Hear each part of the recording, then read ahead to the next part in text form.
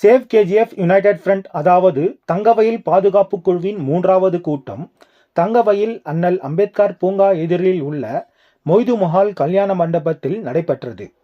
தங்க சுரங்கத்தை கர்நாடக மாநில அரசே ஏற்று நடத்த வேண்டும், தங்கவயல் மக்களின் வாழ்வியல் உரிமைக்காக அனைவரும் ஒருங்கிணைந்து செயல்பட வேண்டும் என்று தங்கவயல் பாதுகாப்பு ஐக்கிய முன்னணி ஆலோசனை கூட்டத்தில் தீர்மானிக்கப்பட்டது. இந்த நிகழ்ச்சியில் இந்திய கம்யூனிஸ்ட் கட்சியின் கோலார் மாவட்ட செயலாளர் வக்கீல் ஜோதி பாசு, கர்நாடகா மாநில காங்கிரஸ் பொதுச் செயலாளர் மற்றும் முன்னாள் NGF chairman V Sankar, RK foundation தலைவர் மோகன் கிருஷ்ணா உள்ளிட்ட தலைவர்கள் பங்கேற்றனர். தங்கவயல் பாதுகாப்பு ஐக்கிய முன்னணியின் தலைவராக வக்கீல் ஜோதி பாசுவும் செயல் தலைவராக ஆர்கே ஃபவுண்டேஷன் மோகன் கிருஷ்ணா ஒருமனதாக தேர்வு செய்யப்பட்டனர். தங்கவயல் நகரசபை முன்னாள் தலைவர் தயாளன், பாரதிய ஜனதா கட்சியின் முன்னாள் தலைவர் நைனா ரவி, பொது செயலாளர் பாண்டியன், திமுக வி.எஸ். சேகரன், கண்ணையன், என்.எஸ். ஸ்ரீதர், அதிமுக சார்பில் பொன் சந்திரசேகர், நாம் தமிழர் கட்சி தலைவர் ஜெயசீலன், பொது செயலாளர் பிரதாப், முன்னாள் கவுன்சிலர்கள் ஸ்டான்லி நடராஜ், இந்திய குடியரசு கட்சியின் சம்பத்குமார், அகில இந்திய கர்நாடகா மாநில தலைவர் ஆர். ராஜசேகரன், விடுதலை சிறுத்தைகள் கட்சி கோலார் மாவட்ட துணைத் தலைவர் ஜெயராஜ், அம்பேத்கர் அகாடமி தலைவர் மதிவாணன், பிஜிஎம்எல் அதிகாரிகள் சங்க தலைவர் யஷ்வந்த்ராஜ், தியாகதீபம் காமராஜர் நற்பணி மன்ற தலைவர் சுப்பிரமணியம், ஆர்மி முருகன், அம்பேத்கர் தேசிய மன்ற தலைவர் தாடி அன்பழகன், இந்திய கம்யூனிஸ்ட் கட்சியின் ஸ்ரீகுமார் உள்பட அனைத்து கட்சி சமூக நல அமைப்புகளின் பிரதிநிதிகள் பங்கேற்றனர். முன்னதாக இந்த அமைப்பின் தொடர்பாளர் திருமுருகன் வரவேற்றார். ஒருங்கிணைப்பாளர் கமல் முனுசாமி நன்றி கூறினார். அப்படின்னு சொல்லி அவங்களெல்லாம் கேட்டுக்கினாங்க. இந்த ஊர் மேல, இந்த மக்கள் மீது, இந்த ஊர் மேல உண்மையாகவே வாசனை இருக்குமேயானால் அவர்கள் எங்கள் ஊரை காட்பதற்காக நாங்கள் இதனை தொடர்கிறோம் என்று சொல்லியிருக்க வேண்டும். ஆனால் அவர்கள் நாங்கள் தொடர்கிறோம் என்றும் சொல்லவில்லை, அடுத்து அழைத்தும் கூட அவர்கள் யாரும் இங்கே வரவில்லை. அதனால் அவர்களை பற்றி சிந்தித்துக் கொண்டு பேசிக் கொண்டிருப்பதில் எந்தவித பிரயோஜனம் இல்லை என்பதுதான் நிலையான முடிவு. முதல் கூட்டத்திலிருந்து பிஜேபியிலிருந்து இங்க எல்லா அதனுடைய ரெப்ரஸன்டேட்டிவா இருக்கக்கூடிய தலைவர் நைனா ரவி, தமிழ்நாடு சொல்லி அவங்க கண்டிப்பா இதில் கலந்து வராங்க. முதல் கூட்டத்திலிருந்து ஆர்கே ஃபவுண்டேஷனுடைய சேர்மன் மோகன் கிருஷ்ணா அவர்கள் அவருடைய விஷயத்தை தெளிவா சொல்றார். நான் சிட்டிசன் ஆஃப் இந்தியா, அதனால நான் இந்த மண்ணு எந்த மண்ணு என் ஊர் டெவலப்மெண்ட் ஆகிறதுக்காக நான் இதில் வருவேன் அப்படின்றத அவர் கிளியர் கட்டா சொல்லிட்டாரு. அவர் 3வது கூட்டத்தை வரைக்கும் அவர் தொடர்றார். அதிமுக இயக்கத்திலிருந்து அண்ணன் பொன் சந்திரசேகர், அதே மாதிரி ஜேடிஎஸ் இதுல இருந்து எக்ஸ் சிஎம்சி பிரசிடென்டா இருக்கக்கூடிய தயாளன் அவர்கள், அவர் ரொம்ப ஸ்ட்ராங்கா இந்த மூவ்மெண்டோட நான் இருக்கிறேன் அப்படின்னு சொன்னார். அதே மாதிரி இருக்கக்கூடிய எஸ்சிஎஸ்டியுடைய பிரசிடென்டா இருந்து லெவல்ல இருந்த ராஜசேகர் அவர்கள், அதே மாதிரி ஆர்பிஐ சம்பத் அவர்கள், பிசிகாவுடைய தலைவர்கள், இந்த மாதிரி பத்திரிகையாளர்கள், திமுக அண்ணன் சேகர் அவர்கள், எக்ஸ் கவுன்சிலர் நடராஜன் அவர்கள், முக்கியமா முதல் கூட்டத்திலிருந்து எங்களுக்கு ஊக்கத்தமா இருக்கக்கூடிய ஒரு சகோதரனா இருந்து இப்படிதான் நடத்தணும்னு சொல்ற பாசமிகு சகோதரர் ரெங்கராஜ் அவர்கள், நாம் தமிழர் இயக்கத்தினுடைய தலைவர்களில் ஒருவரான ஜெயசீலன் அவர்கள், அம்பேத்கர் அகாடமியினுடைய அண்ணன் பிரதாப் அவர்கள், அதே மாதிரி கௌதம், இப்படி எல்லாரும் யாராவது ஒருத்தர் தான் பண்ணிக்கணும். இவங்க எல்லாருமே இதில் தொடர்றாங்க. முக்கியமா என்னன்னு சொன்னா, இதுல நம்மளுடைய பாசமிகு சகோதரர் என்ஜிஎஃப் சேர்மனா இருந்தவர், இந்த தங்கவயலுடைய மண்ணில் மைந்தன், எஸ்டி பிளாக்ல பிறந்து வளர்ந்து இன்னைக்கு பெங்களூர்ல குடிகட்டி பறக்கிற தேசிய அளவில் அரசியல் செல்வாக்கு மிக்கவர். இன்னைக்கு நான் இந்த ஊரு என் மண்ணு, அதனால நான் வருவேன், என்ன காங்கிரஸ் கட்சியிலிருந்து எடுத்துட்டா கூட கவலை இல்லை, நான் கேஜிஎஃப்காக நிற்கிறேன் அப்படின்றது அவருடைய ஸ்டாண்ட். இதை அவர் ஓப்பனா சொல்லிட்டார். இப்படி மார்க்சிஸ்ட் கம்யூனிஸ்ட் கட்சியுடைய செயலாளர் தங்கராஜ் முதல் கூட்டத்துக்கு வந்தாரு, 2வது கூட்டத்துக்கு காரணத்தை சொன்னாரு, 3வது கூட்டத்துக்கு அவரு நோ ஆன்சர் நோ ரிப்ளை. கட்சிகள், இந்த அரசியல் கட்சிகளுடைய நிலைப்பாடுகள் கூட ஒருவருக்கும் தெரியணும். அப்ப இங்க சேர்ந்திருப்பவர்களை வைத்து இவர்களுக்கு தான் இந்த மண்ணின் மீது அக்கறை இருக்கிறது என்கின்ற நோக்கத்தோடு இங்க சேர்ந்திருக்கிறார்கள். அவர்களை வைத்து இதற்கு ஒரு உருவம் கொடுக்க வேண்டும், உயிர் கொடுக்க வேண்டும், அடுத்த கட்டத்திற்கு இதை எடுத்து செல்ல வேண்டும். இன்னைக்கு கூட கெஸ்ட் லெக்சர் வந்து போற மாதிரி இந்த எம்எல்ஏ 15 நாளைக்கு ஒரு வாட்டி நீ போய் விவேக நகர்ல நின்று தேடணும் அந்த அம்மா வந்துக்கிறா இல்லையான்னு சொல்லிட்டு. இன்னைக்கு இந்த ஊர்ல இருக்கக்கூடிய அதிகாரிகள், நீ தாசில்தார் எடுத்துக்கோ, ரேஷன் ஆபீசர் எடுத்துக்கோ, போலீஸ் அதிகாரிகள் எடுத்துக்கோ, எந்த ஆபீசரோ அவனுக்கு ஹவுஸ் ரெண்ட் இருக்குது, அவனுக்கு எல்லா அகாமடேஷன் இருக்குது. ஆனா இந்த ஊர்ல இருக்கக்கூடிய ஒரு ஆபீசர் கூட நீ ராவல போன் பண்ணினா உடனே அட்டெண்ட் பண்ணக்கூடிய எந்த அதிகாரியும் இந்த ஊர்ல தங்குறது இல்லை. எல்லாமே வெளியூர்ல இருந்து வரான். இந்த வெளியூர்ல இருந்து காலையில இன்க்ளூடிங் கமிஷனர், முனிசிபல் கமிஷனர். அப்போ கேஜிஎஃப் சொன்னா வெறும் தங்கிட்டு போற ஒரு டூரிஸ்ட் ஸ்பாட் மாதிரி இன்னைக்கு இருக்குது. இதை கேட்கறது யார்? இதை கேட்க வேண்டியது எம்எல்ஏ. ஆனா அந்த அம்மாவே இந்த ஊர்ல பெர்மனன்ட் ரெசிடென்ட் இல்லை. அந்த அம்மாவே 15 நாளைக்கு ஒரு வாட்டி வந்து போயிட்டு இருந்தாங்க.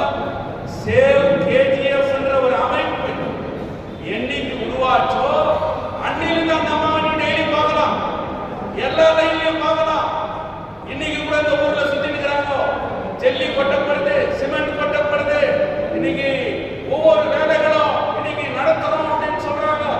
நம்ம ஊர்ல நம்ம அம்மா லைன்ல இருந்து வந்திருக்கக்கூடிய அந்த முனிசிபாலிட்டியுடைய president Indira Gandhi save KGF எங்க அம்மா தான் எல்லாத்துலயும் படம் வச்சுக்கணும், சேவ் கேஜிஎஃப் வேற யாரும் இல்லைன்னு சொல்றாங்க.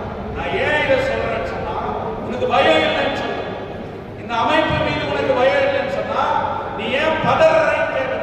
அப்போ என்ன அர்த்தம்னு சொன்னா, இது ஒரு அமிர்த் சிட்டி. இங்க கோடிக்கணக்கான பணம் சென்ட்ரல் கவர்மெண்ட்ல இருந்து வருது, முனிசிபல் அட்மினிஸ்ட்ரேஷனுக்கு கோடிக்கணக்கான ரூபாய் வருது. இந்த ஊர்ல 50 வருஷம் 60 வருஷம் கான்ட்ராக்ட் எடுத்த எத்தனையோ கான்ட்ராக்டர், கட்டட தொழிலாளர்கள், கல்லொடிக்கிற தொழிலாளர்கள், இந்த ஊர்ல இருக்கிற ஒரு கொளுத்துக்காரங்க கூட இந்த ஊர்ல வேலை கிடையாது. எல்லா கான்ட்ராக்டும் இன்னைக்கு டிசிசி பேங்கினுடைய எக்ஸ் சேர்மனா இருந்த கோவிந்தே கூட இன்னைக்கு எல்லா கான்ட்ராக்டும் அவர் தான் எடுக்கிறார். அப்போ கோடிக்கணக்கான ரூபாய் அரசாங்கத்திலிருந்து வருது. அந்த கோடிக்கணக்கான ரூபாய் மக்கள் இந்த ஊர்ல இருக்கக்கூடிய கான்ட்ராக்டர்களுக்கோ தொழிலாளர்களுக்கோ இந்த ஊரை சார்ந்தவங்களுக்கோ கூட போய் சேர்றது. அப்போ கான்ட்ராக்டர்னும் வெளியூர்காரன், வேலை செய்யறவனும் வெளியூர்காரன், 35 கவுன்சிலர்களுடைய என்ன பண்றாங்க அப்படின்றது கூட ஒரு கொஸ்டின். இப்படிப்பட்ட பல பிரச்சனைகள் இருக்கு. இது ஒரு பக்கம். இந்த கூட்டம், இந்த நோக்கம் இன்னும் அடுத்த கட்டம்னு சொல்லி இன்னைக்கு 16 வார்டு இருக்குது நம்ம மைனிங் சைடு. நாமெல்லாம் மைனிங்ல இன்னைக்கு பெர்லைன்னு சொன்னா இடி பிளாக் ஆயிரக்கணக்கான வீடு இருக்கும். எஸ்டி பிளாக் அதுக்கு நெக்ஸ்ட், இன்னைக்கு டபிள்யூடி பிளாக் அதுக்கு நெக்ஸ்ட் போத்தீங்கன்னா அப்படியே நம்ம மைனிங் சைடு இருக்கிற ஒவ்வொரு லைன் பேரும். நாம இன்னைக்கு மைனிங் தொழிலாளி, நம்ம அப்பா நம்ம பாட்டா இருந்தா யார் பேர்ல வீடு கட்டிக்கிட்டு பேர் போட்டு இன்னைக்கு இருக்கிறோம். அதே மாதிரி காலி இடத்துல வேறவங்கெல்லாம் வீடு கட்டிட்டு இருக்கிறோம். இந்த வீடுகள் எப்போது சொந்தமாகும்? யார் சொந்தமாக்குவது? இதுக்கு யார் பட்டா கொடுக்கிறது? 2003 ஹைகோர்ட் சொல்லிச்சு, 2007 சென்ட்ரல் கவர்மெண்ட் சொல்லிச்சு இந்த வீடு உங்களுக்கு வித்துறேன்னு சொல்லிட்டு. இன்னைக்கு 3-4 எம்எல்ஏ வந்து போயாச்சு. சம்பங்கி 10 வருஷம், ரூபகலா இப்ப 7 வருஷம். இப்ப இவங்க இத்தனை வருஷம் இருந்து கூட இன்னைக்கு ஏன் இந்த வீடு மத்திய அரசு கொடுக்கறேன்னு சொன்ன வீடு, கேபினெட்ல முடிவு பண்ணி இருக்கிற வீடு 10 ரூபாய் ஒரு ஸ்கொயர் ஃபீட் நம்மளுக்கு வாங்குறதுக்கு யோகியத்தை இல்லையா? நாங்க வாங்குறதுக்கு தயார், நாங்க கட்டிக்கிறதுக்கு தயார், நாங்க ஸ்டேட் கவர்மெண்ட்டுக்கு ரெவன்யூ கட்டுறதுக்கு தயார், நான் சொந்தமா வாழறதுக்கு நான் தயார்னும் போது நீ ஏன் என்ன பண்ற? நான் ஏன் சொல்றேன்னா, இதே வல்லல் முன்சாமி சிஎம்சி பிரசிடென்டா இருக்கும்போது இந்த அம்மா எம்எல்ஏவா இந்த வீடுகள் எல்லாம் ஸ்லம் போர்டு பண்ணிடணும்னு சொல்லிட்டு ஒரு ரெசல்யூஷன் பண்ணாங்க. ஸ்லம் போர்டு உங்களுக்கு எல்லாம் தெரியும். ஒரு எப்படி இருக்கும், ஒரு பாக்ஸ் மாதிரி வீடு கட்டிட்டு நம்ம எங்கேயோ ஒரு இடத்த செலக்ட் பண்ணி நம்ம வீடு கட்டி கொடுத்துருவாங்க. போயிடணும். இதுதான் நகரசபையில இவங்க வச்சுன்னு இருக்கிற திட்டம். இதை நாம ஒத்துக்கணுமா? அப்போ இதை யார் கேட்கறதுன்னு சொன்னா 35 கவுன்சிலர் கேட்கறது இல்லை, இந்த ஊர்ல எம்எல்ஏ கேட்கறது இல்லை.